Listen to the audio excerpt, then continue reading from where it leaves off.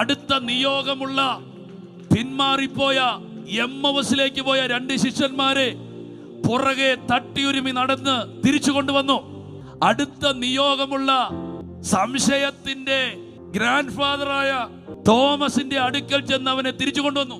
എന്തിനാ? നെക്സ്റ്റ് റിവൈവലിന് വേണ്ടി. അങ്ങനെ 500 പേരിലധികം പേർക്ക് അവൻ പ്രത്യക്ഷപ്പെട്ടു.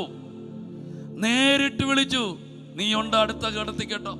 പക്ഷേ മർക്കോസിന്റെ മാളിക മുറിയിൽ 120 പേരേ ഉള്ളൂ. അർത്ഥം 380 പേർ ഈ നിയോഗത്തെ റിജക്ട് ചെയ്തു. സ്വീകരിച്ചതിനേക്കാൾ തള്ളിക്കളഞ്ഞവരാണ് അധികവും. നേരിട്ട് ചെന്ന് 500 പേരെ വിളിച്ചിട്ടും സ്വീകരിക്കാൻ 120 പേരേ ഉള്ളൂ.